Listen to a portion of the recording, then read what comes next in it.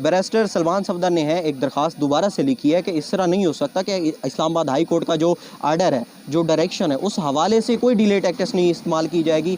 जो Islamabad high court ने कह दिया है तो सो कह दिया है, उसके हवाले 1 माह में उन्होंने मरकज़ी अपील पर 12 जुलाई तक अदालत के पास टाइम है। 12 जुलाई तक अदालत ने इस पर जो है फैसला करना है, जो भी फैसला करे। मुझे लगता है अब जो सबसे बड़ी बात मैं आपको बताऊँ वो है फॉर्म 45 की, ठीक है। वो अब जो इलेक्शन ट्रिब्यूनल है, जस्टिस तारिक महमूद जंगीरी साहब हैं, उन्होंने अब फॉर्म 45 तमाम फ़रीक़ीन उनसे तलब किए हुए हैं। अब मसला जो सबसे बड़ी खबर है वो ये है कि फॉर्म 45 नून लीग के उम्मीदवार के और इलेक्शन कमीशन के सिर मैच हो रही है। इसकी समाअत थी जस्टिस तारिक महमूद जंगीरी साहब ने ज़ाती हैसियत में 8 जुलाई को आज जो है वो तीनों जो नून लीग के जीते हुए उम्मीदवार हैं उनको भी तलब किया हुआ था, और जो PTI के उम्मीदवार थे उनको भी तलब किया हुआ था। देखिए आइन का जो आर्टिकल है ना इलेक्शन के हवाले से, वो ये कहता है कि जीते हुए उम्मीदवार अगर इलेक्शन ट्रिब्यूनल में अपनी डिलेड टैक्टिक्स यूज़ करेंगे तो उस पे जो है उनको सस्पेंड भी किया जा सकता है, उन पे जुर्माना भी 1 लाख तक जो है वो जुर्माना है अगर वो जीता हुआ उम्मीदवार जिस तरह के इन्होंने किया। जो जस्टिस मियाँ गोल हसन औरंगज़ेब साहब हैं, उनके एक सोशल मीडिया कैंपेन अब आप देखें कि जिस तरह चल रहा है।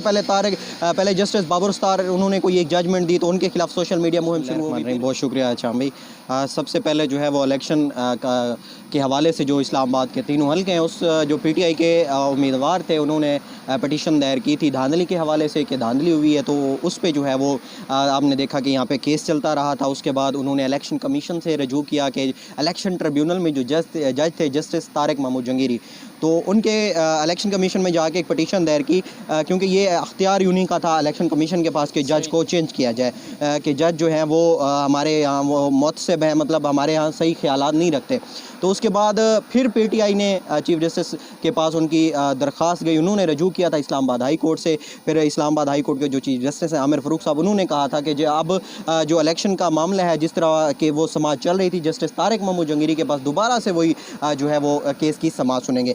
तो उसके बाद आज जो है फिर दरख्वास्त लगी हुई थी, आज केस की समाअत थी। जस्टिस तारिक महमूद जंगीरी साहब ने ज़ाती हैसियत में 8 जुलाई को आज जो है वो तीनों जो नून लीग के जीते हुए उम्मीदवार हैं उनको भी तलब किया हुआ था, और जो PTI के उम्मीदवार थे उनको भी तलब किया हुआ था। तो ये सारे PTI के तो खैर वकील ही हैं सारे, वो तो आते ही हैं। तो उसके बाद जो है आज जो सबसे बड़ी और अहम पेशरफ्त हुई है तो वो ये है कि अदालत ने इन तीनों जो ख्वाजा खुर्रम नवाज़ और तारिक फजल चौधरी जो 2 MN हैं, इनको जो है वो 20-20 हज़ार जुर्माना भी किया है और 3 दिन मुहैया किए कि आप 3 दिन में जो फॉर्म 45 है वो अपना जमा करें। भाई एक खबर हमारे पास आई है कि कुछ तारिक महमूद जंगीरी साहब की डिग्री को लेकर काफ़ी पेशरफ्त हुई है कि जाली है, कोई ऐसी खबर आपके पास है? उस हवाले से देखें, पहले भी एक जज जो जस्टिस मियाँ गोल हसन औरंगज़ेब साहब हैं, उनके एक सोशल मीडिया कैंपेन अब आप देखें कि जिस तरह चल रहा है। पहले जस्टिस बाबर उस्तार उन्होंने कोई एक जजमेंट दी तो उनके खिलाफ सोशल मीडिया मुहिम शुरू हो गई। फिर जस्टिस मियाँ गोल हसन औरंगज़ेब ने की तो उनके खिलाफ शुरू हो गई। फिर अब जो है वो जस्टिस तारिक महमूद जंगीरी। तो उस हवाले से जो है आज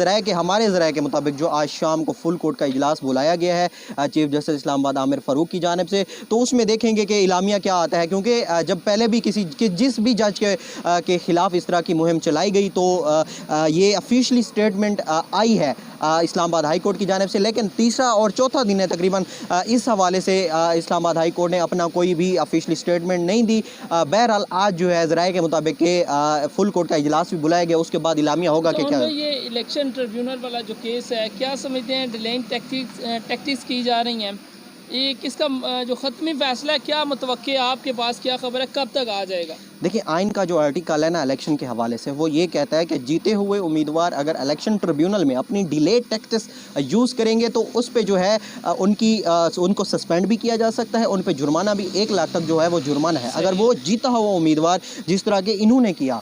ये अब फरवरी से मामला चलता आ रहा है, 180 दिन में जो है ट्रिब्यूनल ने फैसला करना होता है, 180 दिन में। तो अब जो है इन्होंने फिर इलेक्शन कमीशन से रजू किया, फिर इलेक्शन कमीशन ने डायरेक्शन दी, फिर मामला हाई कोर्ट में, फिर हाई कोर्ट ने डायरेक्शन दी कि अब जो वो केसेस हैं वो जस्टिस तारिक महमूद जंगीरी साहब सुनेंगे। तो अभी मुझे लगता है अब जो सबसे बड़ी बात मैं आपको बताऊँ वो है फॉर्म 45 की, ठीक है। वो अब जो इलेक्शन ट्रिब्यूनल है जस्टिस तारिक महमूद जंगीरी साहब हैं, उन्होंने अब फॉर्म 45 तमाम फ़रीक़ीन उनसे तलब किए हुए हैं। अब मसला जो सबसे बड़ी खबर है वो ये है कि फॉर्म 45 नून लीग के उम्मीदवार के और इलेक्शन कमीशन के सिर्फ मैच हो रहे हैं। अच्छा, सिर्फ मैच उन्हीं के, क्योंकि उसमें साफ ज़ाहिर है टेम्परिंग हुई है, तो बाकी जो उम्मीदवार हारे हुए हैं उन सब के मैच हो रहे हैं और नून लीग के सिर्फ इलेक्शन कमीशन के 45 के मैच हो रहे हैं। बंद करें, दोबारा से इंट्रो करें। पहला क्वेश्चन इधर से स्टार्ट कर रहे हैं, दोबारा करें। बिस्मिल्लाहिर्रहमानिर्रहीम, अस्सलाम वालेकुम। SNN के साथ मैं हूँ शाम फुरकान चौधरी। इस वक्त हाई कोर्ट के बाहर मौजूद हूँ। मेरे साथ सीनियर सहाफ़ी उन रज़ा मौजूद हैं। दो केसेस पे बात करेंगे। सबसे पहले इद्दत केस के हवाले से क्या पेशरफ्त हुई, इस वक्त क्या कमरा अदालत की क्या सिचुएशन थी, कोर्ट रूम के अंदर क्या कुछ हो रहा है, अंदर की खबर उन रज़ा साहब से जानेंगे। सेकेंडली, इलेक्शन ट्रिब्यूनल में क्या फ़ैसला आया, क्या पेशरफ्त हुई। उन साहब, thank you so much for your time. पहले सबसे पहले ये बताइएगा, इद्दत केस में क्या पेशरफ्त हुई है, क्या समझते हैं इद्दत केस का फ़ैसला कब तक आने वाला है, अंदर की खबर हमें बताएं। इद्दत में जो सज़ा के ख़िलाफ़ अपीलों पर समात है, दो जिस तरह सज़ा मुअत्तली की अपील थी उस पे जो जज अफजल मजोका उन्होंने फ़ैसला दिया था, अपील ही मुस्तरद कर दी गई थी। और जब हाई कोर्ट से रजू किया गया था PTI की जानिब से, तो उसमें जज साहब की जो डायरेक्शन थी कि 10 दिन में जो है वो फ़ैसला जो उन्होंने कर दिया था, गालबन 30 जून को 27 जून को, और उसके बाद जो एक माह में जो है वो उन्होंने मरकज़ी अपील पर फ़ैसला करना था। वो लास्ट डेट बनती है 12 जुलाई। उससे पहले अदालत ने मरकज़ी अपील पे फ़ैसला करना है कि ये केस बनता है या नहीं, सज़ा मुअत्तल करनी है, जो भी करना है व्हाट एवर, वो उन्होंने 12 जुलाई तक ये फ़ैसला करना है। आज जो उस पर समात हुई है, तो अब ये हाई कोर्ट की डायरेक्शन है, हाई कोर्ट का जो हुक्म है वो बजा है। आपने उसके मुताबिक अब डिस्ट्रिक्ट एंड सेशन कोर्ट उस चीज़ की पाबंद है कि वो 12 जुलाई तक ये फ़ैसला सुना दे। अच्छा ओन भाई, सेकेंडली सॉरी कतई कलामी के लिए माज़रत चाहूँगा। बताइएगा, आप तो पाकिस्तान तहरीक इंसाफ के लोग भी अफजल मजोका पर अदम एतमाद कई करते हुए नज़र आ रहे हैं। अगर इस तरह अदम एतमाद हुआ तो केस किस तरफ जाता देख रहे हैं आप? अदम एतमाद देखें, जो पटिशनर होता है, जिसने दरख्वास्त दायर की होती है, वो अदम एतमाद कर सकता है, दूसरी पार्टी नहीं कर सकती। जो जिसके खिलाफ पटिशन होगी वो अदम एतमाद नहीं कर सकती। अगर ये करेंगे भी सही तो कुछ भी नहीं होगा। 12 जुलाई तक आज जो है, आज मैं आपको बड़ी खबर दूँ इस हवाले से कि जो खावर मानिका के वकील है उन्होंने इस्तदा की है अदालत में आके, जो कल तक समात मुलतवी की गई कि ये मुहर्रमुल हराम के तकद्दुस को देखते हुए जो केस की समात है वो 11 मुहर्रम तक मुलतवी की जाए, उसके बाद जो है वो केस को सुना जाए। बैरिस्टर सलमान सफदर ने है एक दरख्वास्त दोबारा से लिखी है कि इस तरह नहीं हो सकता कि इस्लामाबाद हाई कोर्ट का जो आर्डर है, जो डायरेक्शन है, उस हवाले से कोई डिले टैक्टिक्स नहीं इस्तेमाल की जाएगी।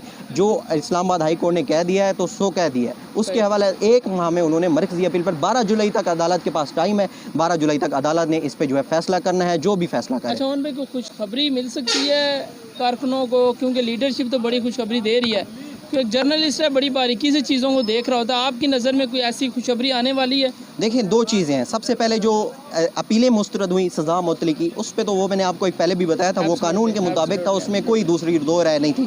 अब दूसरी बात अगर देखा जाए तो केस ही जो खुला है, सामने आया है, तो उसमें ब्लेंडर सामने आया है। केस था फ्रॉड का, 496 BC का केस था, फ्रॉड का केस था कि फ्रॉड की मत पे जो है इमरान खान ने बुशरा बीबी से जो है वो शादी की है। अब जो अदालत ने अपना ट्रायल कोर्ट का अपना फैसला दिया था, उसमें था कि जो लतीफ़ का बयान था, लतीफ़ जो इमरान खान का मुलाजिम था, उसके हवाले जो उसने गवाही दी वो मैं बता भी नहीं सकता कि वो किस तरह की घटिया गवाही है। तो उसको अगर हम देखें तो ये केस ही नहीं बनता।